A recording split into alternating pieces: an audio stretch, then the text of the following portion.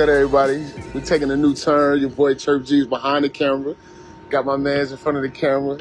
Mr. Diesel himself. Something like that, something like that. Norfolk himself. You feel me? What's up, my guy? How you doing? I'm living, bro. Can't complain. Yeah, man. I feel you got the vital pivots on. Let me know something about that, bro. Hey, look, man, it's simple. Strive for greatness, calculated movements, man. Vital pivots is it's a mental commitment to make calculated movements against life challenges to achieve success. Okay. Some I've had to embody my whole life, but I feel like everybody in the world has to make some sort of vital pivot in their lifetime in one way, shape, or another. So you just said something that really hit home. This is hustle therapy. I like to promote mental health. You feel me? So basically, how have you been doing that? Not only for the community without the sport of basketball, but also incorporating that into sport of basketball as well.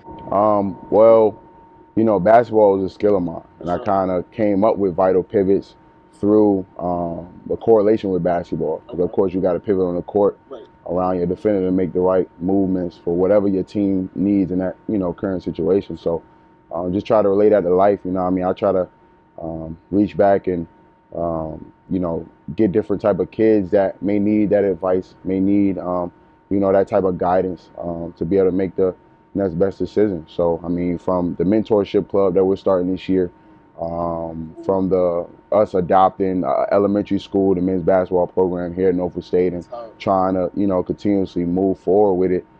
It's just something that I got passionate about, to help others, man. And again, we from Norfolk. You know what I mean? So, kids out here need advice and guidance, man. And I was one of them ones that if I didn't have that, I wouldn't know where I would be at. So, got to give back to the youth. Now, something that I always realized about you, bro, I knew you for a long time. For sure. You know what I'm saying? So it's like, I stayed the same height, you know what I'm saying? You shot up, but it's all right. You always was a happy dude, bro.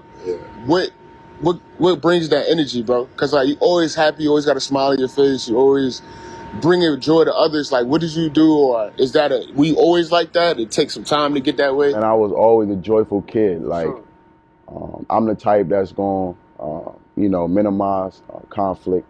I'm the type that's going to give advice when it's needed.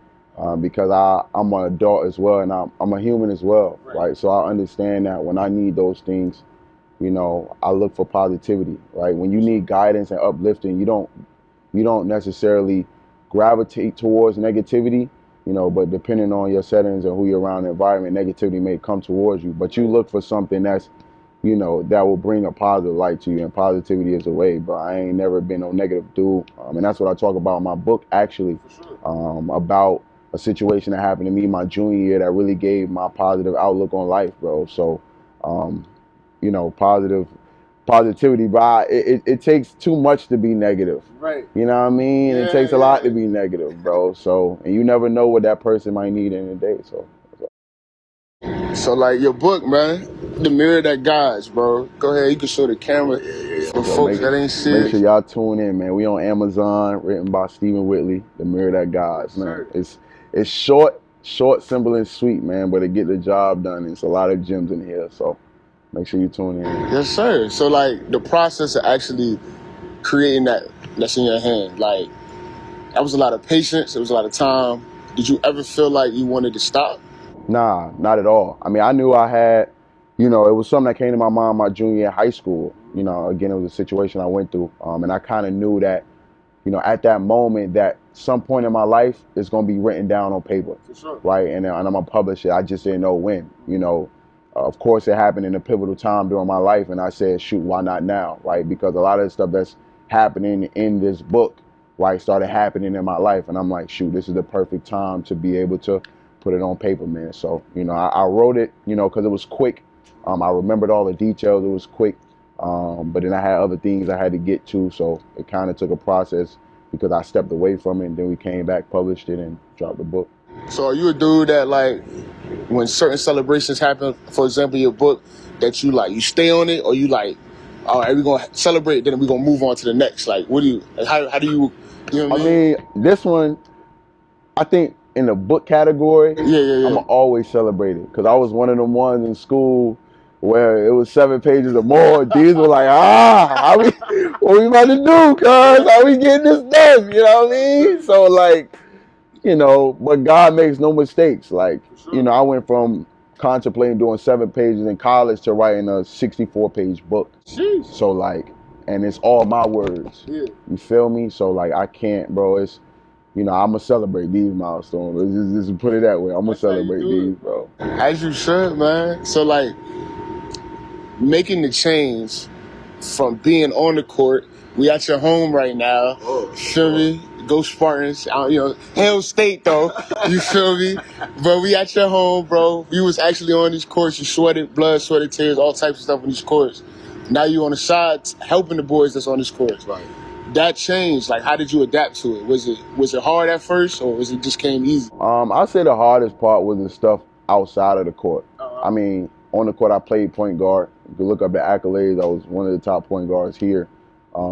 But I was always a coach, like, on the court, needless to say. So, that kind of just transitioned over to me going to the sidelines. The game is different on the sidelines than as a player, but as far as coaching and guidance, it's still the same thing. And, outside of that, the guys like Joe, Nazea, Tyrese, Daryl, C4, like, I played with them when I was in college. Right. These are juniors and seniors now. So they made the transition easier because they know my knowledge for the game. They respected me way beyond as a player. And now, as a coach, it's no different. So it was easy. So, like, you natural born leader, or you feel like you had to grow into that leader position? Nah, I've always been natural born. I got a twin brother. My twin brother, Christian, you know that, So we 6 minutes apart, but he look up to me like we 6 years apart. So like, it ain't, I always try to, put my best foot forward to lead by example for my little brother, because he literally look up to me. You feel me? So I've always been that way, bro. Sure, man. I see you got your Dukes you taking care of too. Of course.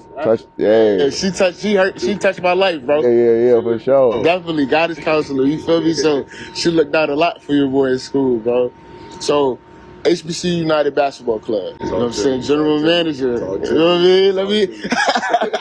How did it feel to actually step into that position? Man, it felt amazing. Like, especially after the success that we had this year. Like, last year we got beat by 36. First year of the program running, really won't no structure.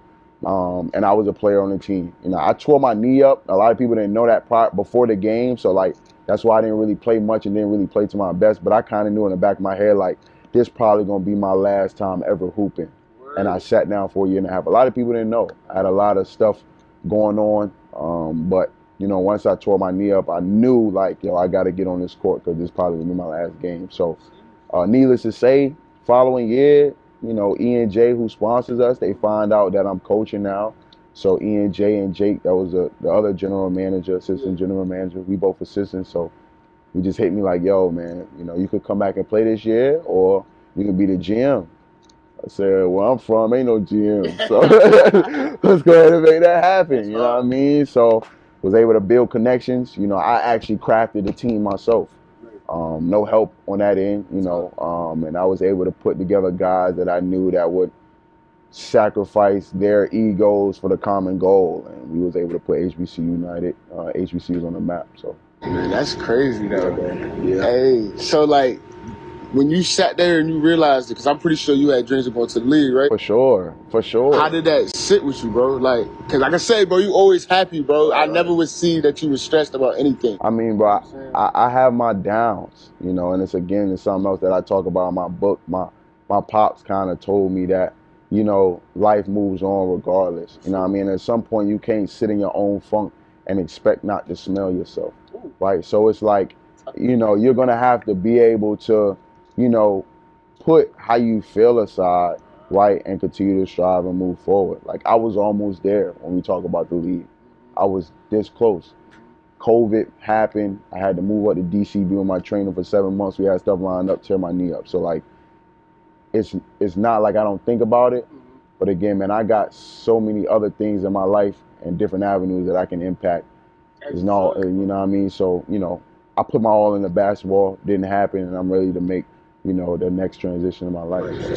So now we not even, we still can talk about Diesel on the court, but now we Diesel out here in the community. You know what I mean? So I feel you. What else do you got planned for the community, bro? I know you got something up your sleeve. You had to drive. So I say, September 10th, we're ironing out the kinks now, but I'm supposed to have a stay in school event. It's like a street ball, Rucker Park style event for kids.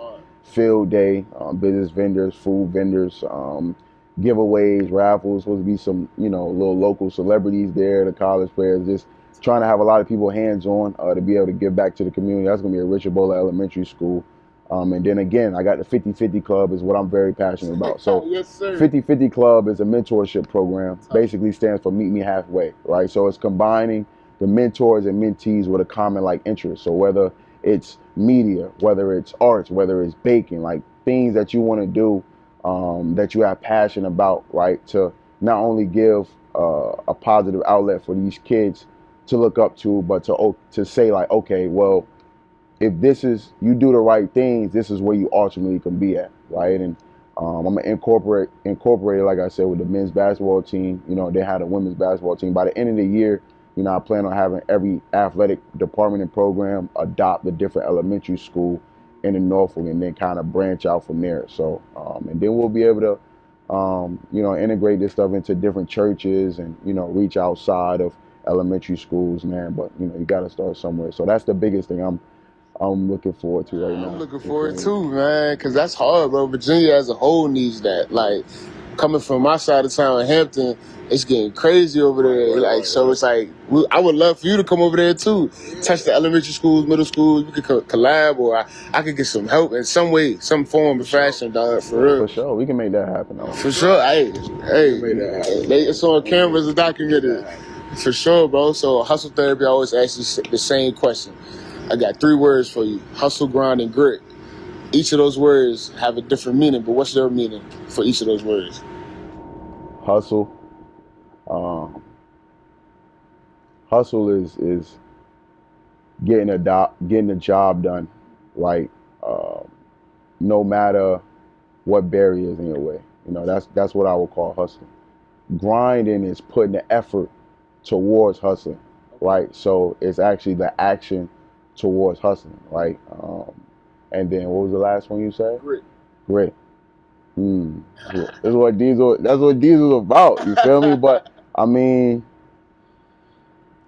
man, how do I describe grit? I mean, just having that oomph. Yeah. You gotta have that oomph. You know what I mean? That heart, a lion. You know what I mean? That's in a nutshell. That's kind of what grit means to me. So what I mean, you gotta have that oomph with you when you're trying to strive.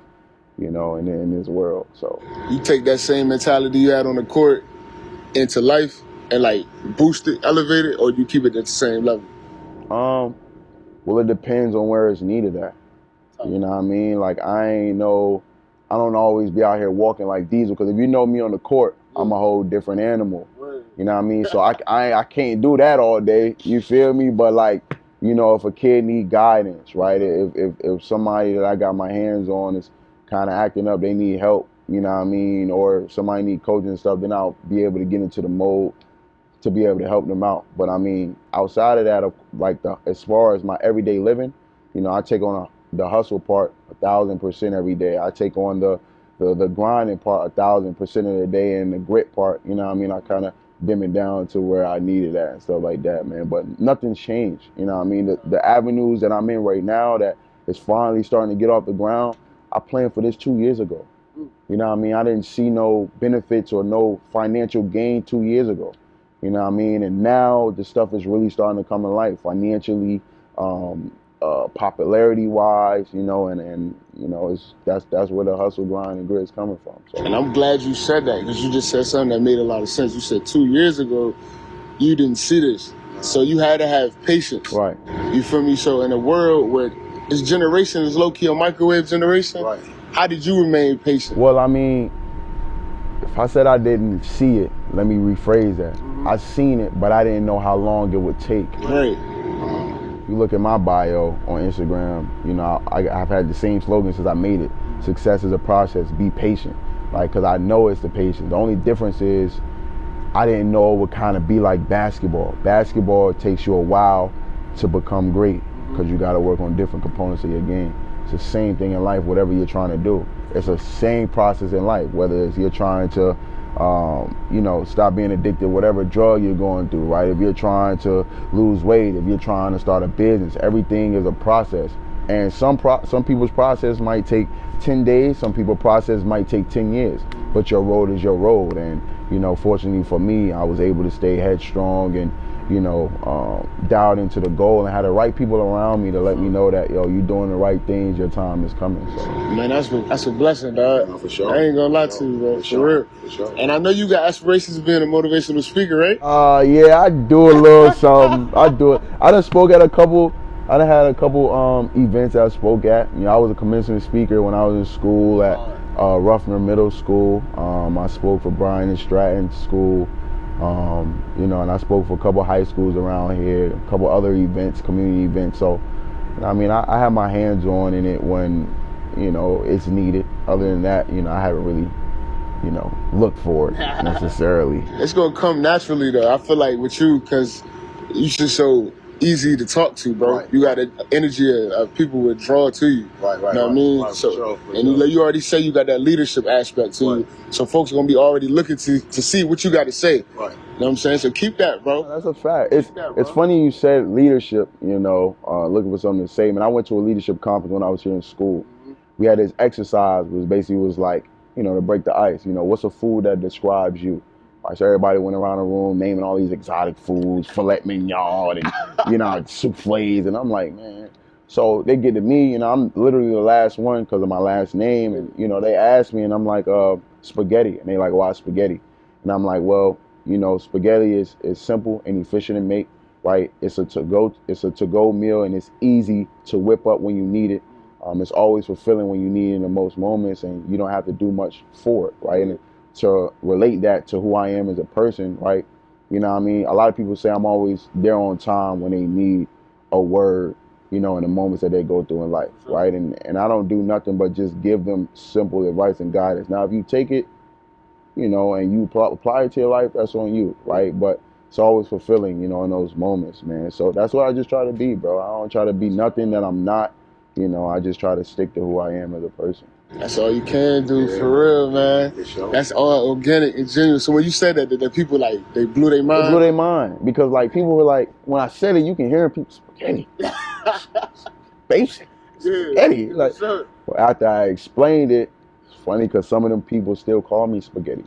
Word. Yeah, man. So, they was really able to see, my take on it and my approach, and they kind of seen it throughout my aura and who I am as a person. So, and it's, I don't know, man. God gave me a gift, bro. I don't know what it is. As far as impacting the older to the younger, it's some people that can connect with older, but just can't connect with the younger and vice versa, man. I'm able to really, touch everybody that I talk to, bro. And that's hard, bro. That's when you have that ability, bro, I feel like that's what's going to separate you from a lot of folks. For sure. Like you said, because it's the older generation, sometimes they stuck in their ways. For sure. Younger generation be stuck in their ways too. For sure. So in order to touch both ends, you got to be able to put yourself out of your comfortability and be able to, to maneuver. Fact, bro. You dig what I'm saying? So I respect that wholeheartedly, bro. Appreciate you, brother. Do you believe that you could get where you can go, the success you want to get to with the folks in your community? Because sometimes